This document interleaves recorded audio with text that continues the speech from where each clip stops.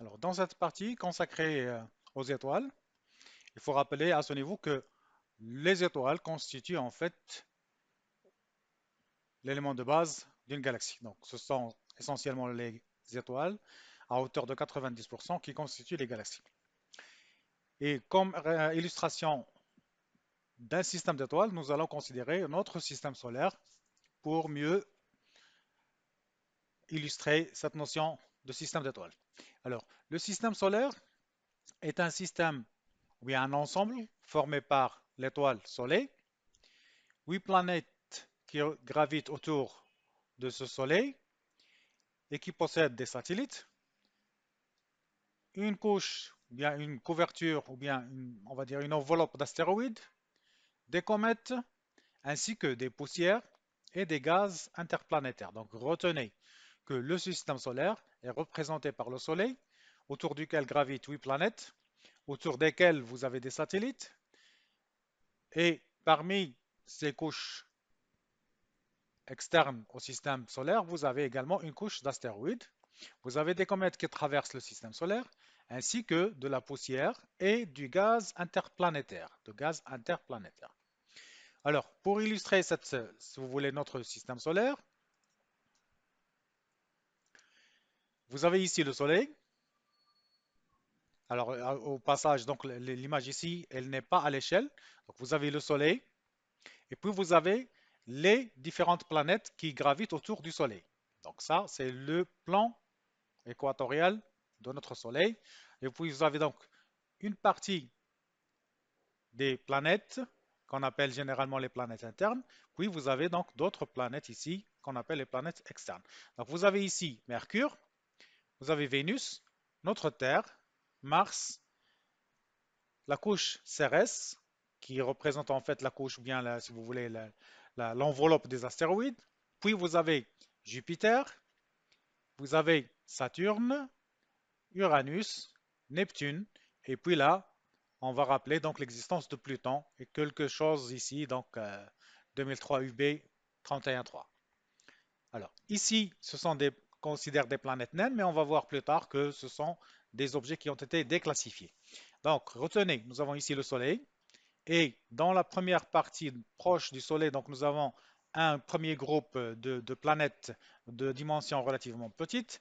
Plus on s'éloigne, donc nous avons ici un deuxième groupe de planètes relativement plus massives.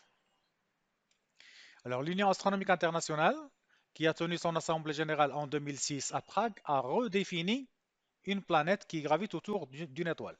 Et alors, une planète maintenant est reconnue comme étant un corps céleste qui est en orbite autour d'une étoile, qui a suffisamment de masse pour que sa propre gravité surmonte les forces rigides du corps, de sorte qu'elles assument une forme hydrostatique d'équilibre sous une forme sphérique ou sphéroïque. Et une planète également a éliminé tout objet ou tout corps susceptible de se déplacer d'une manière irrégulière autour d'elle ou bien sur une orbite proche. Et donc, ici, cette définition a permis d'office de déclassifier Pluton. Alors, le système solaire, né il y a à peu près 4,6 milliards d'années, est décrit comme un disque d'environ 6 milliards de kilomètres de rayon, c'est-à-dire 12 milliards de kilomètres de diamètre, depuis l'extrémité la plus éloignée jusqu'à l'extrémité de l'autre côté, l'opposé. Dans le centre se trouve le Soleil et dans les périphéries tournent les planètes.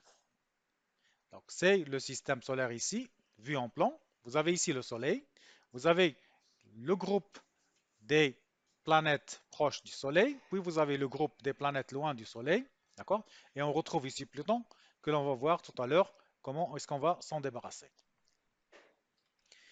Alors, l'origine du système solaire. Alors, notre système solaire s'est formé à partir d'un immense nuage de gaz et de poussière, dont le centre est devenu le Soleil, et dont la périphérie a vu se concentrer les planètes, se former et se concentrer les planètes. Ce nuage, large de 50 milliards de kilomètres au départ, est appelé la nébuleuse primitive. Donc, une nébuleuse primitive d'une largeur de 50 milliards de kilomètres a vu la condensation, donc le passage par un certain nombre d'opérations qui ont abouti à la formation du Soleil, puis à partir du nuage résiduel, la formation des planètes qui se sont concentrées sur un disque planétaire pour tourner et graviter autour du Soleil. Alors, vous avez ici le nuage nébuleux, ou bien la nébuleuse primitive, formation d'une protoétoile, avec ici un disque de gaz résiduel et de poussière résiduelle, formation des protoplanètes, et puis donc ici, les protoplanètes commencent à s'individualiser jusqu'à connaître, bien jusqu'à avoir une image telle qu'on la connaît actuellement, c'est-à-dire le Soleil, avec ici des, on va dire, des trajectoires qui tournent autour du Soleil et selon lesquelles évoluent et voyagent donc les planètes. Donc nous avons ici effondrement gravitationnel d'un nuage moléculaire, formation d'un disque protoplanétaire, accrétion, poussière, planétésimaux et enfin formation de planètes. Et puis donc nous avons quelque chose qu'on va qualifier comme les laissés pour compte. Les laissés pour compte, ce sont les astéroïdes et les comètes. Pourquoi laissés pour compte? Eh bien tout simplement parce qu'ils ne se sont pas, si vous voulez, trouvés dans un état de maturation suffisamment avancé pour pouvoir se constituer en astres. Donc, ce sont des astéroïdes. Et les comètes aussi, donc, ce sont des voyageurs libres qui traversent le système solaire de part en part sans suivre une trajectoire particulière. Donc, ici, en récapitulation, vous avez ici la nébuleuse primitive, condensation et effondrement du nuage de gaz, formation de la protoétoile, donc protosoleil, avec ici un disque planétaire qui va constituer, qui va donner lieu à la naissance. Donc vous voyez ici les mouvements de rotation pour former finalement les globes planétaires. Donc ici la nébuleuse solaire qui connaît une condensation ou un effondrement, apparition du protosoleil. Ici, vous avez le Soleil avec des planétésimaux, c'est-à-dire des débuts de planètes, et enfin le système solaire à l'état de maturation avec ici le Soleil, les planètes proches, vous voyez même ici la couche d'astéroïdes et les planètes éloignées. En termes de caractérisation de ce Soleil, donc le Soleil est une étoile jaune, de couleur jaune, caractérisée par un rayon de 700 000 km, ce qui correspond à peu près à 110 fois le rayon de la Terre, une masse de 1,9 10 puissance 30, c'est-à-dire c'est à peu près 10 000 fois la masse de la Terre, une masse volumique de 1,4 g par centimètre cube, alors que la masse volumique de la Terre est au voisinage de 5,5 g par centimètre cube, donc elle est largement inférieure à la masse volumique de la Terre. Une température de surface de 6000 degrés Kelvin, une température du centre de 15 millions de degrés Kelvin, avec un gradient moyen d'environ 20 degrés Kelvin par kilomètre. Donc, si vous prenez un rayon de 700 000 km, vous passez de 15 millions de degrés Kelvin à 6000 degrés Kelvin avec un gradient de 20 degrés Kelvin par kilomètre de rayon. Sur le plan structure, donc le Soleil est constitué par plusieurs couches. Ces couches sont essentiellement faites par du gaz et ces couches possèdent chacune des propriétés thermodynamiques particulières. De l'intérieur vers l'extérieur, on distingue donc un cœur ou un noyau, où s'opèrent des réactions de fusion thermonucléaire, une épaisse enveloppe dite radiative, zone de production de chaleur sous forme de photons, une zone de convection, bien une zone convective, animée par des mouvements de convection qui transfèrent l'énergie sous forme de chaleur de l'intérieur vers l'extérieur, une couronne gazeuse, transparente, peu dense et qui constitue l'atmosphère solaire. Donc on va retrouver ici, donc vous avez le noyau, la zone radiative, la zone convective et la zone de production de lumière.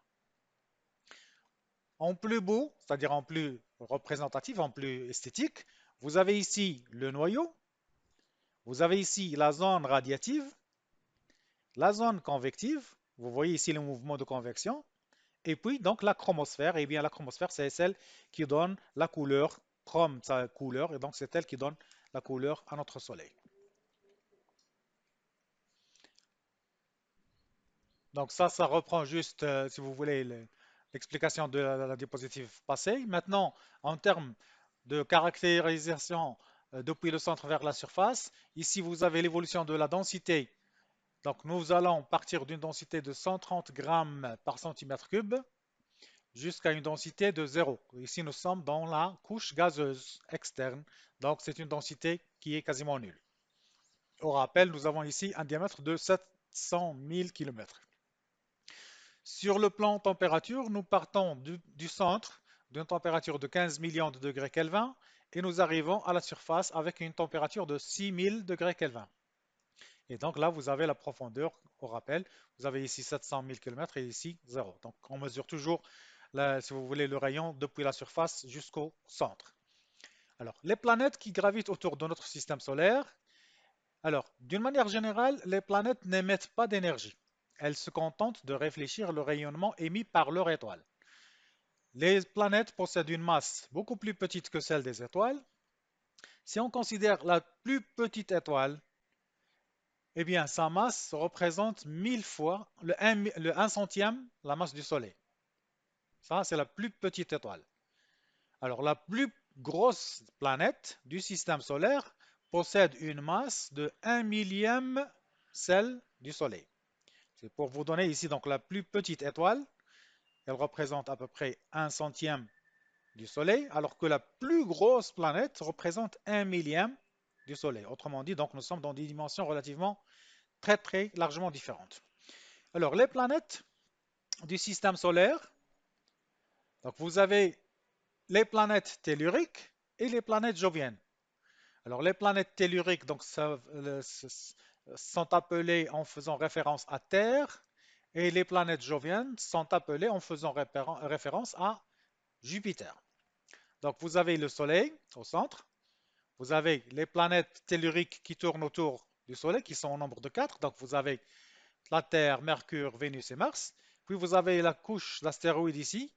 Et puis, vous avez, si vous voulez, bon, ici, les trajectoires des planètes joviennes, à savoir donc Jupiter, Uranus, Saturne et Neptune. Et puis, au passage, on remarque ici la trajectoire de Pluton. Et donc, elle ne tourne pas selon une trajectoire normale comme les autres planètes. Et donc, de ce fait, elle a été déclassifiée. Donc, ici, c'est une planète naine du système solaire. Alors, quelques caractéristiques des planètes, très rapidement. Donc, vous avez ici le groupe des planètes telluriques et le groupe des planètes joviennes. En termes de distance par rapport au Soleil, Mercure est situé entre 46 à 70 millions de kilomètres selon sa position dans sa trajectoire, selon qu'il est plus proche ou dans une position éloignée du Soleil. La planète Vénus est située en moyenne à 108 millions de kilomètres. La Terre, vous vous rappelez, l'unité astronomique est située à 150 millions de kilomètres à partir du centre du Soleil, à partir du Soleil. La planète Mars est située à 227,94 millions de kilomètres. Ici, Jupiter est situé non pas à 700, à 7700, mais à 700, il y a un double 7 ici.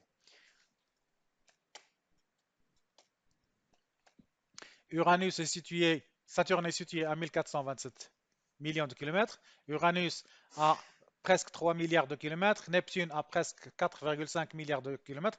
Et Pluton est situé entre 4,4 à 7,4 milliards de kilomètres. En termes de masse par rapport à la Terre, donc Mercure ici représente 0,6 fois la masse de la Terre, Vénus 0,82 fois la masse de la Terre représente 1, c'est-à-dire qu'elle est rapportée à elle-même, donc elle fait une masse de 1. Mars est moins massif que la Terre, Jupiter est 320 fois plus massif que la Terre, etc., etc. Donc vous pouvez lire à loisir en mettant en position pause et lire ces chiffres et les noter ou bien tout simplement copier l'image sur votre ordinateur.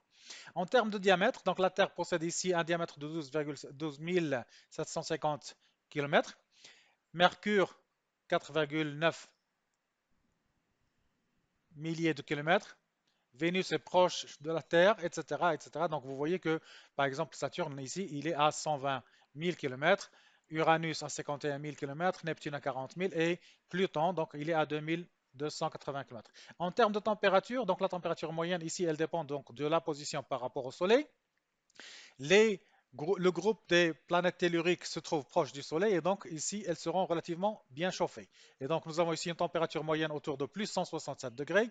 Vénus, une température moyenne de plus 464 degrés. La Terre, une température moyenne de plus 15 degrés. Mars, une température de moins 65 degrés. Une température de moins 110 degrés pour Jupiter, moins 140 degrés pour Saturne, moins 195 pour Uranus et moins 195 pour Neptune. Alors que le Pluton, lui, il est à moins 225 degrés. Maintenant, ce qui est plus intéressant, c'est en termes de composition physico-chimique, les planètes telluriennes ou la tellurique possèdent toutes une composition relativement homogène, c'est-à-dire des silicates, du fer et du nickel, sauf pour Mars, vous avez ici du soufre.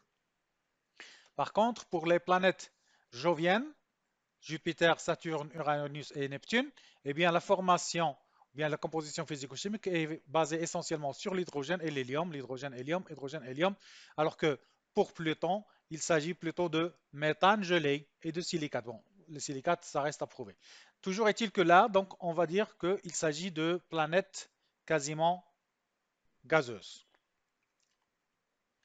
Alors, le système solaire ici est encore une fois représenté. Donc, vous avez le Mercure avec un axe de rotation quasi vertical, Vénus avec un axe de 3 degrés, mais avec une rotation vers la gauche, la Terre, un axe incliné de 23 degrés vers la droite, avec une rotation de gauche vers la droite, Mars, rotation de gauche vers la droite avec un axe également incliné de 25 degrés, la couche d'astéroïdes, donc on ne peut pas lui donner un axe de rotation. Jupiter possède un axe quasi vertical avec une rotation de gauche vers la droite. Saturne, lui, possède un axe de rotation qui est incliné de 27 degrés vers la droite avec une rotation gauche-droite, etc., etc. Alors, les planètes internes dites telluriques, le mot tellurique vient de Terre, sont Mercure, Vénus, la Terre et Mars. Elles sont appelées telluriques parce qu'elles ont une surface compacte, rocheuse, comme celle de la Terre. Ces planètes rocheuses sont composées essentiellement de silicates et de métaux. Nous avons vu donc c'est le fer et le nickel. Elles sont caractérisées par un volume réduit, c'est-à-dire une petite dimension, une masse relativement faible, une masse volumique relativement importante et une température relativement élevée. Les planètes externes, appelées également joviennes, le mot jovienne vient de Jovius, du latin, qui veut dire Jupiter. Donc vous avez Jupiter, Saturne, Uranus et Neptune. Ces planètes sont essentiellement gazeuses, de l'hydrogène et de l'hélium. Elles sont volumineuses, donc plus larges, de dimension plus grande, relativement massives, de masse volumique faible. Elles sont éloignées du Soleil et leur température de surface varie entre moins 220 et moins 120 degrés C. La structure interne des planètes. Maintenant, on va s'intéresser aux planètes telluriques. Elles montrent une structure différenciée et différente de celle des planètes joviennes. La variation de la composition chimique et de la densité du système est une conséquence directe de la variation de la température dans le disque planétaire. Autrement dit, dans le disque planétaire que voici, vous avez l'étoile. Généralement, on parle de notre Soleil. Donc, plus on s'éloigne du centre de ce disque planétaire, plus la température varie. D'accord? Donc, plus la température diminue. Et donc, la composition physico-chimique va diminuer. Pardon, sera différente. Donc, nous avons ici plus près. Donc, nous avons Mercure, Vénus, la Terre et Mars, avec une composition physico-chimique essentiellement de silicates et de métaux. Et les planètes joviennes. Donc, vous avez ici Jupiter, Saturne et la Réré. Et puis, donc, vous avez ici une composition physico-chimique essentiellement de gaz, d'hydrogène et d'hélium. Les planètes telluriques sont constituées, elles, d'enveloppes concentriques, noyaux, manteaux et croûtes ou écorces, en termes, si vous voulez, de structure interne. Le noyau est formé d'un alliage métallique, c'est-à-dire de silicates et de métaux. Alors, généralement, ce sont des métaux de fer ou des métaux de nickel. Vénus et la Terre ont un noyau externe liquide et un noyau solide. Donc ici, les deux planètes, Vénus et la Terre, possèdent un noyau qui est subdivisé en deux parties. Un noyau externe liquide et un noyau interne solide. Le noyau de Mercure est particulièrement volumineux et entièrement solide, donc il n'y a pas de noyau liquide. Sur la Terre et Mars, le manteau est coiffé par une mince pellicule silicatée qu'on appelle la croûte. Donc, pour illustrer ça, donc qu'est-ce que nous avons? Nous avons ici la croûte, le manteau, un milieu fondu, c'est-à-dire liquide, et un noyau solide. Donc, nous avons Mars, la Terre, Vénus et Mercure possèdent tous les quatre un noyau solide. À l'opposé, nous avons Mars et Mercure qui ne possèdent pas de noyau liquide. La Terre, elle et Vénus possèdent toutes deux un noyau externe liquide, surmonté par un manteau rouge ici, et Mars et la Terre possèdent toutes deux une pellicule rocailleuse qu'on appelle la croûte. Chose que vous pouvez éventuellement voir aussi au niveau de ces coupes-là. Alors, par contre, les planètes joviennes, elles sont caractérisées par les aspects suivants. Donc, Jupiter et Saturne sont composés pour l'essentiel d'hydrogène et d'hélium. Elles ont toutes deux un noyau rocheux et une couche d'hydrogène comprimée qui se comporte comme un métal. Donc, l'hydrogène, c'est un gaz, mais vu la dimension des deux planètes, il est tellement comprimé qu'il se comporte comme un métal. Neptune et Uranus ont autour de leur noyau une couche d'éléments ionisés. Au-delà de ces couches, on trouvera une couche d'hydrogène moléculaire, c'est-à-dire de l'hydrogène à l'état de molécule, formée de deux atomes liés, entourés par un très grand nombre de satellites et d'anneaux. Donc ici, on parle des planètes joviennes qui sont entourées par un très grand nombre de satellites et d'anneaux. Alors, ici, nous avons Uranus. Donc, vous avez le noyau de fer et de silicate, donc noyau rocheux, entouré par une couche d'hydrogène de haute pression, d'eau de haute pression, entouré par une couche d'hélium et d'hydrogène à l'état moléculaire. Avec ici un diamètre, avec un rayon, enfin ça c'est un diamètre de 50 000 km. Jupiter, lui, est constitué, ou bien il présente quasiment la même structure, sauf qu'il y a une légère différence. Ici, vous avez le noyau de fer et de silicate, entouré par une couche de glace d'ultra haute pression. Regardez le diamètre ici. Vous avez 140 000 km de pression qui réduisent l'eau à une ultra haute pression. Entouré par une couche d'hélium et d'hydrogène qui est beaucoup plus large que l'autre couche ici. Et vous avez ici une couche d'hélium et d'hydrogène moléculaire à l'état de molécule. En termes de coupe, voici ce que vous allez observer. Donc vous mettez en pause et vous lisez la légende. Et on passe maintenant à sixièmement les petits corps du système solaire. Les petits corps du système solaire, donc vous vous rappelez, on avait parlé des laissés pour compte. On va commencer par les anneaux. Alors les anneaux, ce sont des structures que l'on retrouve au niveau des planètes joviennes. Ils sont composés d'une myriade de grains, de blocs de roches et surtout de glace. Ils sont inscrits dans une sphère dont le rayon est 3 fois à 4 fois plus grand que celui de la planète autour de laquelle ils gravitent, ou bien ils tournent. Ils sont très minces, de l'ordre d'un kilomètre à quelques dizaines de mètres. Ils sont de faible densité et ils tournent en orbite dans le plan équatorial de la planète. Donc, si vous avez ici votre planète, vous avez une ceinture d'anneaux. Les anneaux se trouvent dans le plan équatorial et ils sont relativement minces, de quelques dizaines de mètres à peu près 1 kilomètre. Et ils sont constitués donc par une myriade, je rappelle ici, une myriade de grains, de blocs de roche et surtout de grains de glace. Alors, à côté des anneaux, nous allons trouver aussi les satellites. Le satellite le plus représentatif, c'est la Lune, mais là, on parle donc des... Bon, c'est la Lune, c'est notre Lune. On distingue deux types de satellites qui gravitent autour des planètes joviennes essentiellement. Les satellites réguliers et les satellites irréguliers.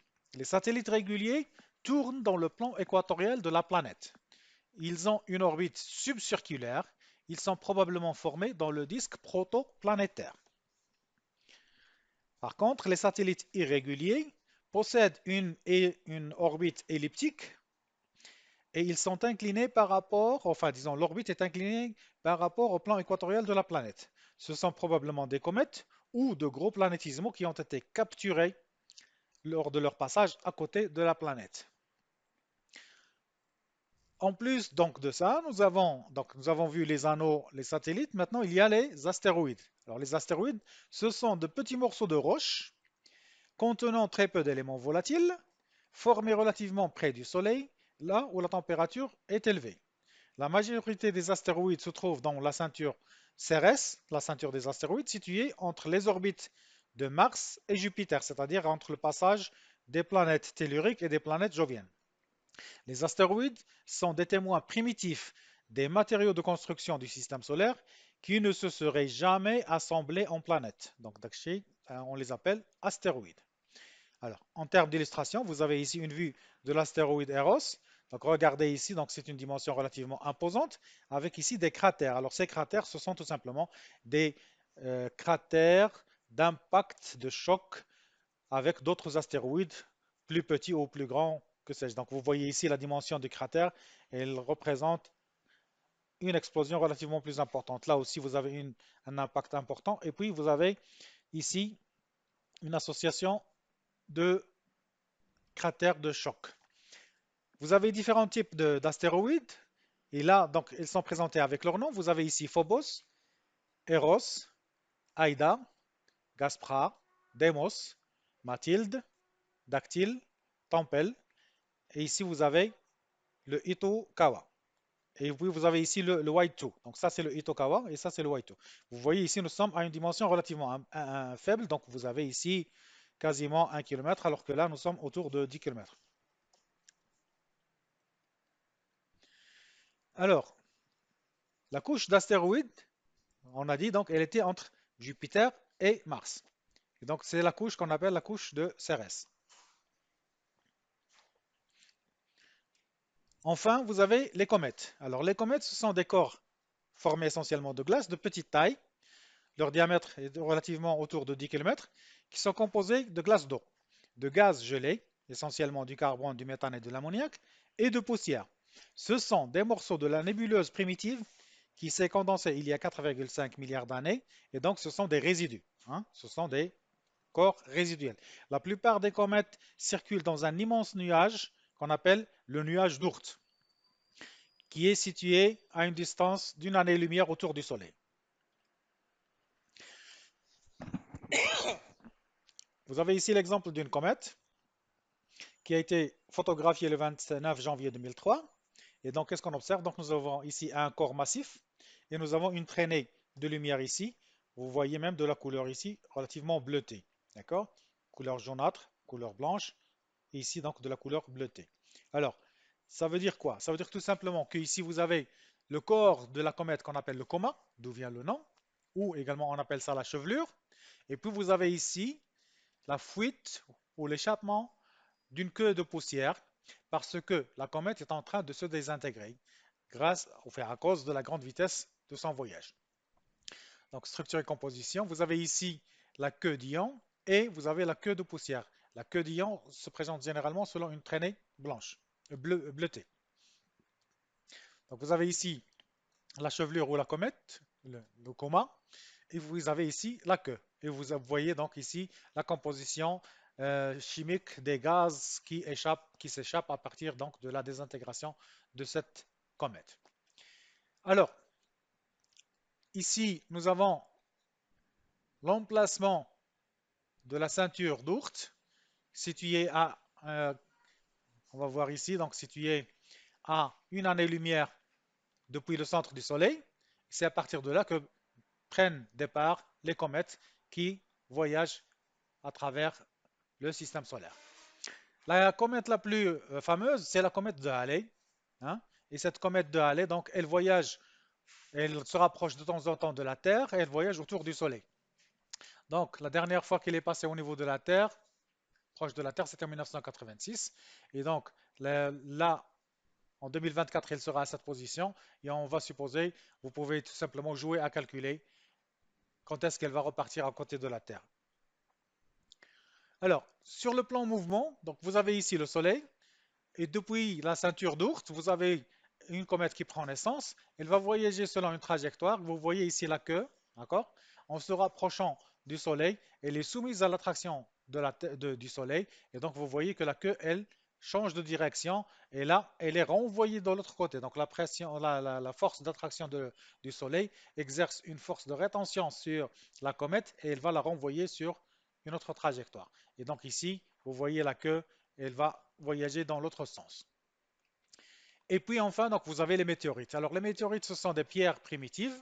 La plupart proviennent de la condensation de la nébuleuse gazeuse qui était à l'origine du système solaire il y a 4,5 milliards d'années. Donc les comètes, enfin les météorites, ce sont des indicateurs, ce sont des vestiges de formation de notre système solaire. Alors par contre, d'autres météorites proviennent de débris de collision entre astéroïdes eux-mêmes. Alors, les météorites primitives nous renseignent sur l'âge du système solaire, sur les conditions physico-chimiques qui régnaient au début de notre histoire. Donc, vous avez ici une illustration d'une comète, pardon, d'une météorite qui a été collectée au niveau du Maroc. Et là, donc, une autre météorite, un autre aspect plus vitreux et plus beau.